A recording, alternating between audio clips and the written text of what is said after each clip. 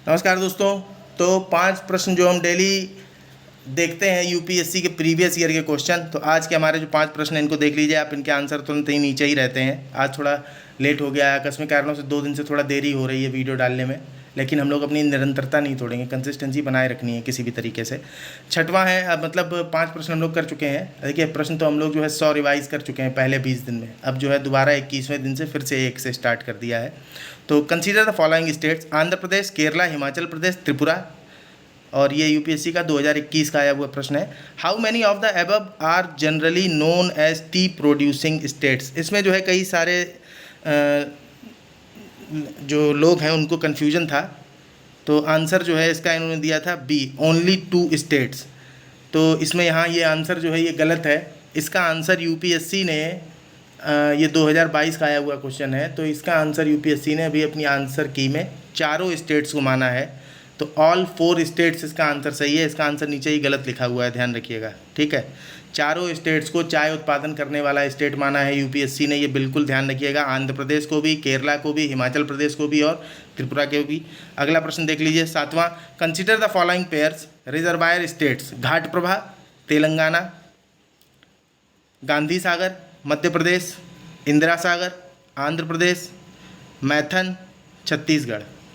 तो इसमें आप देख रहे होंगे, अब जैसे इंदिरा सागर आंध्र प्रदेश, ये तो सीधा सीधा ही पता चल रहा है। देखिए 2022 के पेपर में डायरेक्ट अगर फैक्ट आपको एग्जैक्टली पता थे तो ही आप आंसर बता सकते थे, वरना आप आंसर बताने में असमर्थ थे। अब इसमें जैसे इंदिरा सागर का आपको पता है, तो ये तो पता कि ऑल 4 पेयर्स तो सही नहीं है, या तो 3 हो सकते हैं। अब उसके बाद जब गांधी सागर आप देखेंगे, गांधी सागर मध्य प्रदेश, घाटप्रभा तेलंगाना। अब घाटप्रभा जो है ये सहायक नदी है, मालप्रभा, घाटप्रभा, तो इनके बारे में ठीक ठीक जानकारी होनी चाहिए। तो इसमें आप देख सकते हो कि जो इंदिरा सागर है वो आंध्र प्रदेश में नहीं है, बाकी के जितने भी दिए हुए हैं ये सारे ही सही हैं। घाटप्रभा जो है वो तेलंगाना में ही है, घाटप्रभा रिजर्वायर। उसके बाद इंदिरा सागर जो है ये भी जो गांधी सागर है इसी के आसपास पड़ता है इंदिरा सागर।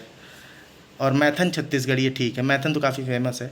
उसके बाद देखिए अब 2021 से क्वेश्चन स्टार्ट हुए हैं, और 8वां क्वेश्चन देखिए हमारा क्या है। The vegetation of savanna consists of grassland with scattered small trees but extensive areas have no trees. ये सवाना की बात कर रहे हैं कि ग्रासलैंड है जिसमें छोटे छोटे पेड़ दूर दूर लगे रहते हैं, लेकिन जो लंबे और आगे बढ़ जाएंगे जब आप सवाना में तो फिर जो है पेड़ नहीं होते हैं।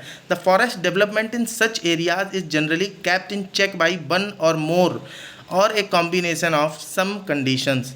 विच of the following are such conditions. तो कौन कौन सी कंडीशन वो है, देखिए पहला, burrowing animals and termites, fire, grazing herbivores, seasonal rainfall, soil properties.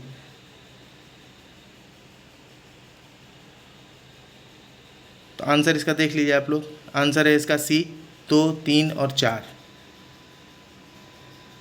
मतलब यहाँ ये पूछना चाह रहे थे कि किस कारण से वन जो है वो आगे नहीं उग पाते हैं ज़्यादा।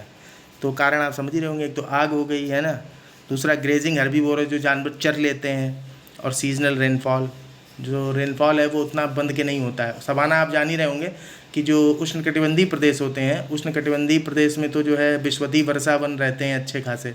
जब उसके बाद आप आगे बढ़ेंगे तो धीरे धीरे करके क्या होता है कि घास मिलने लगती है और पेड़ काफ़ी दूर दूर होते हैं। तो जो जिन चीज़ों की वजह से नहीं बढ़ पाती है वहाँ पे पेड़ों की संख्या, तो वो यही कारण है। एक तो आग लग जाती है कभी कभी, दूसरा जानवर वहाँ चरते ही हैं, और ये जो सवाना प्रदेश रहते हैं इनको लैंड ऑफ बिग गेम बोला जाता है। बिग गेम मतलब जो है शिकार को पहले के राजा महाराजा खेला करते थे, तो बिग गेम बोला जाता है उसको। और चूँकि दौड़ने भागने वाले जितने भी जानवर हैं जो स्पीड से भागते हैं वो ऐसे खुले मैदानों में ही रहते हैं, विश्वदीय वर्षा वनों में नहीं रहते हैं। तो खुले मैदानों में आपको जो है शेर वगैरह ज़्यादा मिल जाते हैं। तो इसलिए ध्यान रखिएगा कि fire, grazing herbivores, seasonal rainfall, इनको जो है ये चीज़ें जो है जंगल को किसी न किसी तरीके से रोके रहती हैं, ठीक।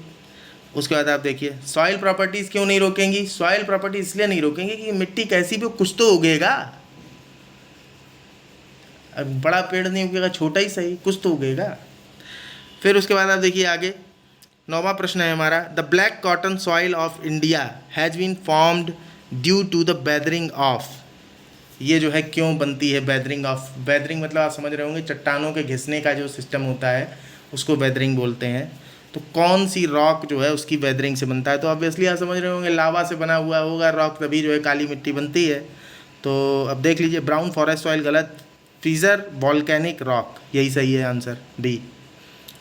जो ज्वालामुखी से लावा निकलता है वही लावा जो है उसकी जब वेदरिंग होती है कई लाखों सालों तक, तब टूट टूट के काली मिट्टी बनती है। उसका 10वां और अंतिम क्वेश्चन आज का देख लीजिए, how is permaculture farming different from conventional chemical farming. तो पर्माकल्चर फार्मिंग जो है वो किस तरीके से कन्वेंशनल केमिकल फार्मिंग से अलग है। पहला स्टेटमेंट है आपका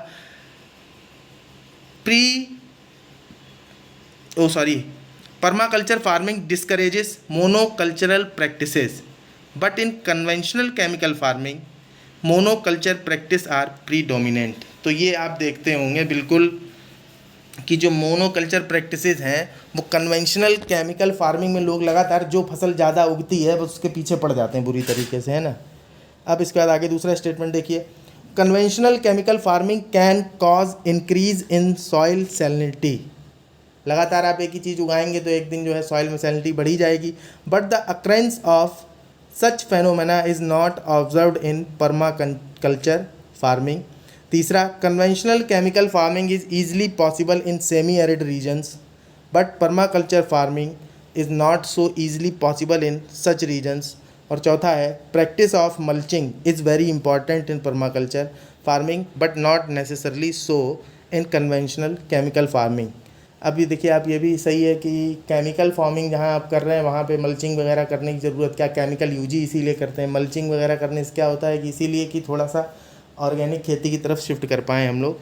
तो हम लोगों को ये बताना था हम लोगों को कि कौन कौन से फीचर जो है वो दोनों खेतियों के बीच अंतर को सही सही बताते हैं। तो अब इसका आंसर हम लोग देख लेते हैं क्या क्या है विकल्प। 1 3 1 2 4 4 ओनली 2 एंड 3। तो आप देखिए इसका आंसर जो तीसरा स्टेटमेंट है, इस स्टेटमेंट को देखिए आप, conventional chemical farming is easily possible in semi arid regions. अब आप सोच के देखिए कि जो सेमी एरिड रीजन्स हैं वहाँ भी ईजिली पॉसिबल है कन्वेंशनल केमिकल फार्मिंग।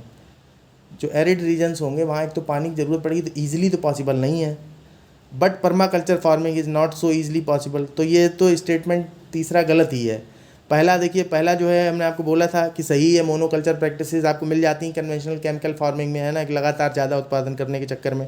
तीसरा, कन्वेंशनल केमिकल फार्मिंग, हाँ ये देखिए ये स्टेटमेंट गलत था। दूसरा क्या था, conventional chemical farming can cause increase in soil salinity. ये भी हमने आपको बताया, जब आप लगातार एक ही फसल उगाते रहेंगे तो सॉइल में लवण सांद्रता जो है वो बढ़ ही जाएगी। सैलिनिटी मीन्स क्षारकता मिट्टी की बढ़ जाती है, जबकि ये फेनोमेना जो है वो पर्माकल्चर फार्मिंग में देखने को नहीं मिलता है।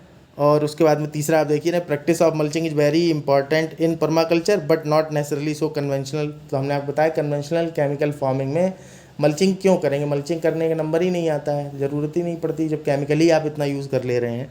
तो इसलिए इसका जो सही आंसर था 1 2 और 4 था, केवल तीसरा स्टेटमेंट गलत था। इसको मतलब आप जो है थोड़ा कॉमन सेंस यूज़ करके इसका आंसर निकाल सकते थे। तो इस तरीके से आज के हमारे जो है ये 5 क्वेश्चन, प्रीवियस ईयर क्वेश्चन जो थे हम लोगों ने रिवाइज़ कर लिए हैं। और इसके बाद हम लोग अपनी कंसिस्टेंसी को मत तोड़िएगा और हम लोग अपनी कंटिन्यूटी बनाए रखेंगे। चलिए नमस्कार, धन्यवाद। वीडियो आपको पसंद हो तो आप अपने दूसरे दोस्तों को भी रिकमेंड कर सकते हैं, ताकि उनका भी जो है नॉलेज भी बढ़ेगा, प्लस उनकी भी प्रैक्टिस बनी रहेगी। देखिए प्रैक्टिस ज़रूर करते रहिए। प्रैक्टिस का सबसे बड़ा इंपॉर्टेंस आप समझने की कोशिश करिएगा कि प्रैक्टिस से क्वेश्चंस आ जाते हैं, टॉपिक रिवाइज हो जाते हैं, ये तो नॉर्मल बात है। सबसे बड़ी चीज़ जो होती है ना क्वेश्चंस देखने की, वो ये होती है कि आपके अंदर जो है एक एटीट्यूड डेवलप हो जाता है कि पढ़ते समय आप जब कोई चीज़ पढ़ते हैं तो आपका दिमाग ये पकड़ने लगता है कि कहाँ क्वेश्चन बन सकता है। तो जब ये चीज़ आपके ब्रेन में मीन्स इंक्लूड हो जाएगी, जनरेट हो जाएगी, तो उसी समय आपकी पढ़ाई का तरीका ही ऑटोमेटिकली बदल जाएगा। आपके ब्रेन का जो सिस्टम है वो चेंज हो जाएगा, और ये कंटिन्यूटी से ही बदल सकता है। अदरवाइज जो है ऐसे क्या होगा, आप सारा पढ़ लेंगे, आपको अभी समझ में ही नहीं आएगा। इसलिए जो है कहा जाता है कि प्रीवियस ईयर क्वेश्चंस ज़रूर लगाइए, तो प्रीवियस ईयर क्वेश्चंस के साथ आप अगर रेगुलर प्रैक्टिस कर रहे हैं तो ब्रेन आपका कब मैपिंग करने लगेगा क्वेश्चंस के साथ, तो ऑटोमेटिकली एक एनालिटिकल अप्रोच के साथ में आप जब पढ़ने लगोगे ना, तो क्वेश्चंस के साथ डील करने की कैपेबिलिटी जो है आपकी बढ़ जाएगी। इसलिए बिल्कुल किसी भी तरीके से ये तो कभी सोचिएगा ही मत कि हम इकट्ठा देख लेंगे या फिर जो है, तो ये इस तरीके की चीज़ें इकट्ठी नहीं देखी जाती हैं। आप इकट्ठा देखोगे भी तो उसका कोई बेनिफिट नहीं है, जबकि कंटिन्यूसली आप जब देखते रहोगे तो पढ़ाई में आपका ब्रेन जो है ऑटोमेटिकली क्वेश्चंस को निकालने लगेगा। और जिस दिन ऐसा करने लगा आपका दिमाग पढ़ते समय, तो समझिएगा कि फिर अब आप जो है सही रास्ते पर चल दिए हैं। ठीक है, नमस्कार, धन्यवाद।